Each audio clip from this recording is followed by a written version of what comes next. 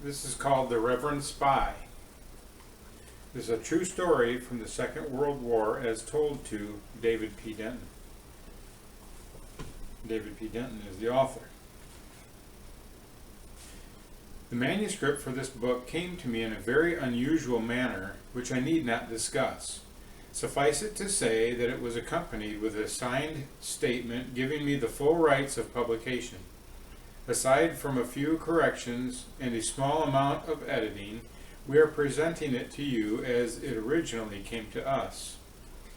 In presenting this book in its 7th edition, I wish to reaffirm that I take no credit for its contents nor for its effects. Thousands of people have been blessed by it. Countless numbers have rededicated themselves to the principles of early Americanism because of this book. Yet I have served, and do now serve only as the editor and publisher, without any thought or intention of revealing its source or how it came into my possession. Let us enjoy its story, absorb its spirit, and walk in its light. May we give our testimony for you to read even before we read the book. My work of editing, correcting, and preparing this copy for publication has done something to my own heart, and I have rededicated myself to be a better American, a better Christian, and a better man because of this story. May God grant that many others will give it the same response. David P. Denton, Editor, Evangelists of Truth Incorporated, Knoxville, Tennessee. Chapter 1. At last. At last I can tell it. I have wanted to do so for a long time, but was not allowed to. Then the other night it happened. The phone rang after midnight, and when I answered, the conversation went something like this. "Are you 21 plus?" a strange voice asked. I knew 21 plus, I answered. "I am authorized to inform you that Mr. B is dead." "How did he die?" I asked. "I don't know," came the answer.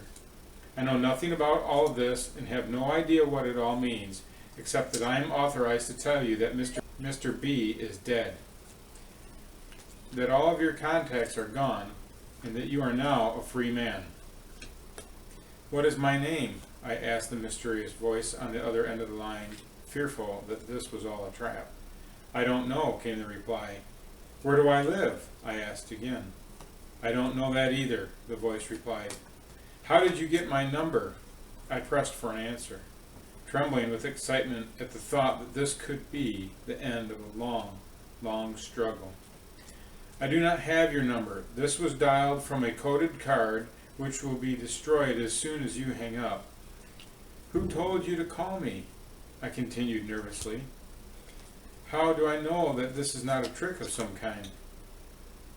The voice became reassuring and said, "Mr. B evidently knew that you would be extremely cautious, so he left his message to be read in case it was necessary.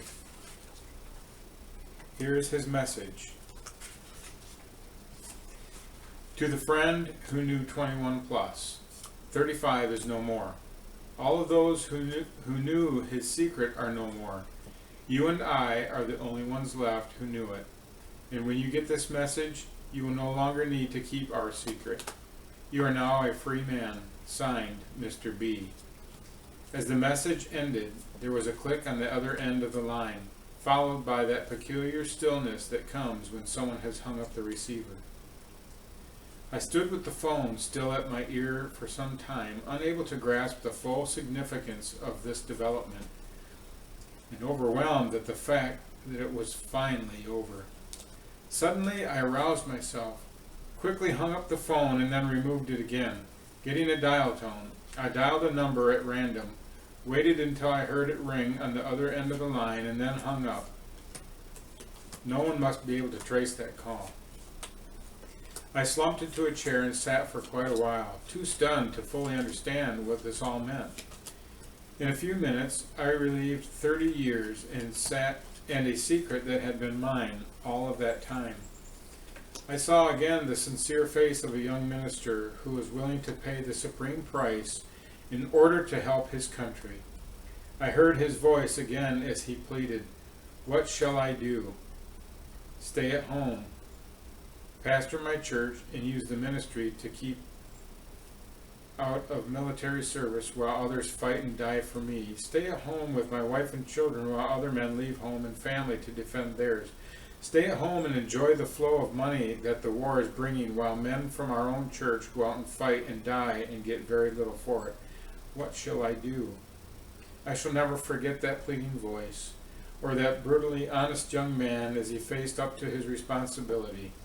Neither will I ever forget that night of prayer when at last he arose from his knees with the firm assurance of a man who knew what he was going to do and quietly said, "I'm an American. This is as much my country as it is those other fellows. If I don't do my part, I can never lead them when the war is over. If I will not defend my country, I will have no right to enjoy its blessings. I love my wife and my children and do not want to disrupt my home life. But if we lose this war, it will be all gone. I must go and leave the consequences up to God." Thus began a secret known only to 4 people, and I alone am left.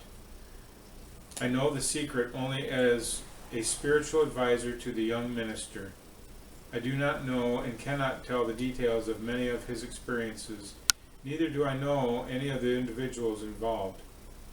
As a minister myself, I became something of a messenger boy between the young preacher whose code name became 21 plus, an agent whose number was 35, and Mr. Big, the head of the federal agency under whom they worked. The story that I have to tell concerns the young minister whose service to his country was more dangerous, perhaps, than that faced by those on the battlefield whose sacrifice was infinitely harder to bear. Now, 30 years later, when so many Americans are literal traitors to their country, and when so many cowards are using the ministry as an excuse to keep out of military service, yea, when millions seemingly would turn this nation over to its enemies rather than defend it, I look back to the years beginning with 1941 and thank God that I have known some men who are willing to die for America. Highest among them, I remember this young minister whom I've secretly called the Reverend Spy. Here is a part of his story. I make no attempt to give a consecutive account of it nor to reveal all of the details, for to do so might reveal more than is wise. I simply tell a few of the many, many experiences and trust that their telling will inspire other young men to more loyal devotion to God and their country. And that is the end of chapter 1. Chapter 2, Rejected. It is Monday, December 8th, 1941, and the town clock is striking 11 o'clock in the morning. The Reverend Daniel Phillips shifts from one foot to another as he gazes up and down the long line of grim-faced men. Just 24 hours ago at this time, on Sunday morning, he had been entering the pulpit to conduct the morning worship service. He would never forget that sermon, for he had spoken about peace and our need of being at peace with the whole world.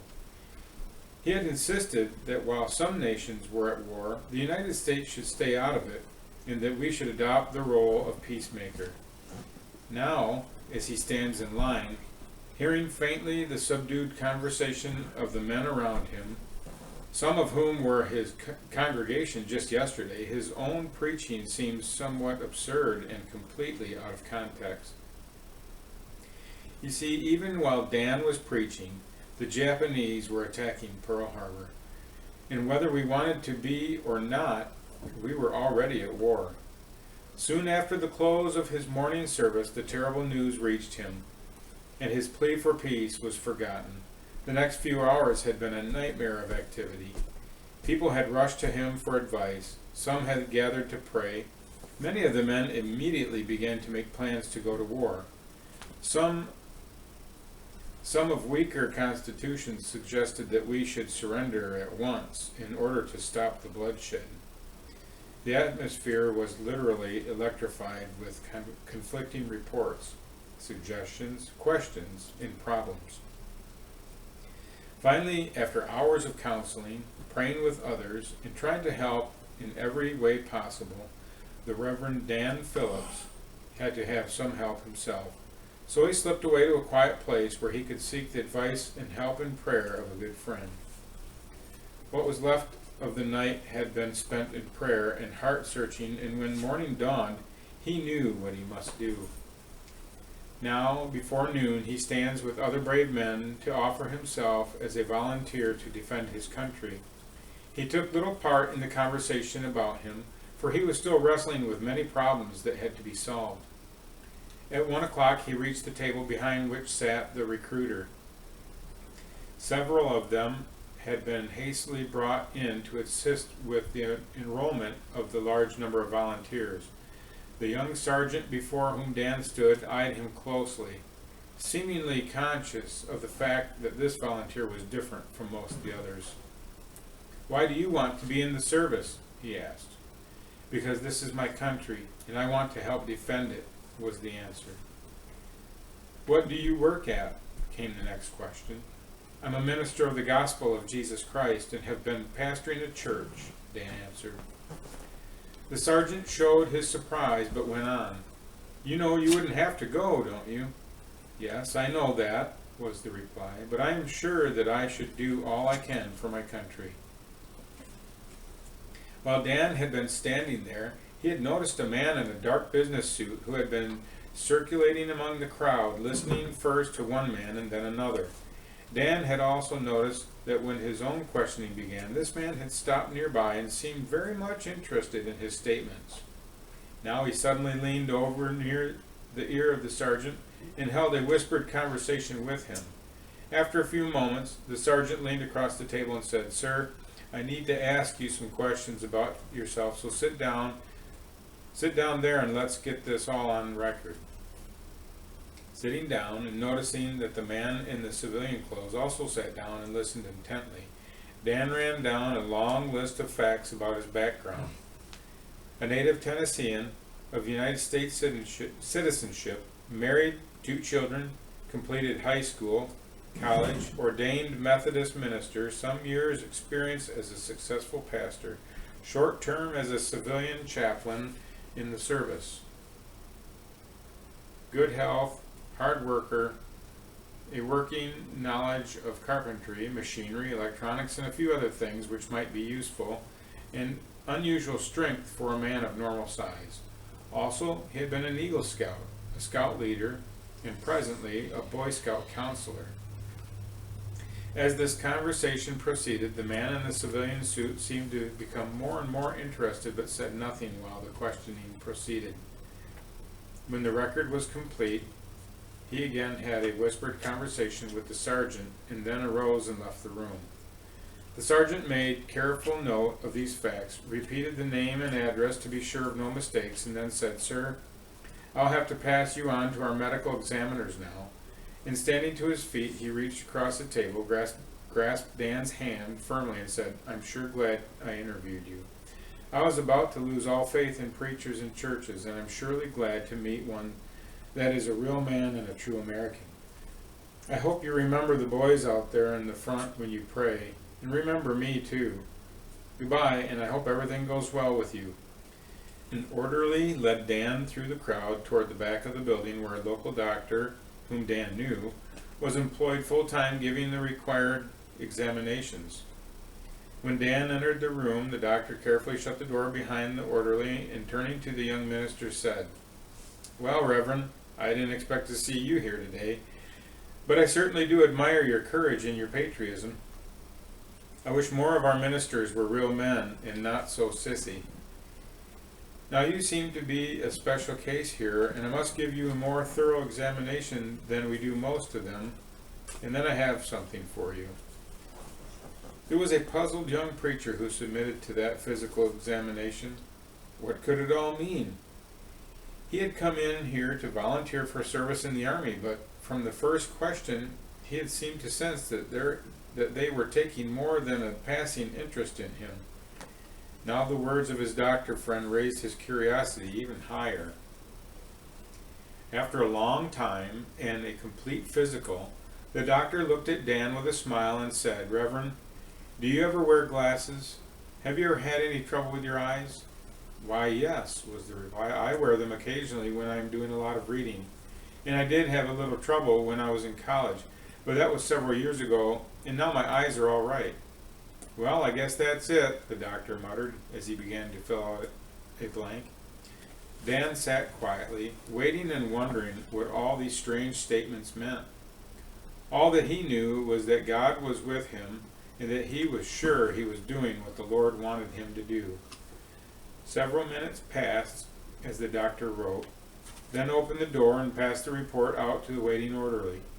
Stepping back to Dan, he grasped him firmly by the hand, held it tightly for a few minutes, and then, in a voice that was deep with emotion, said, "Brother Phillips, there is nothing wrong with you physically. You are in excellent condition. However, you will pick up your orders at the main desk up front, and you will find that you have been rejected on account of your eyes. I don't understand this, but I was ordered to fix your report so that you could not go into the regular army. All I know is that the man said to tell you that there might be something more important that you can do for your country." The doctor's grip tightened and he continued, "Thanks for your love for your country, and may the God that you serve keep you safe in what you have to do." Dan almost stumbled down the hall to the desk where he picked up a document from the officer in charge. Several of the men who knew him spoke to him as he went by, but he hardly heard them. Folding the paper without even looking at it, he fumbled his way to the door and out into the street. Finding a quiet spot, and backing up against the wall of a building, he slowly opened the paper. The whole world seemed to have crashed about him. In the wee hours of this morning, he was sure that God had told him to offer his services to his country, and now all that he could see, seemingly standing out in a boxcar letter, was "rejected." That's the end of chapter 2. This is where things start. So stay tuned.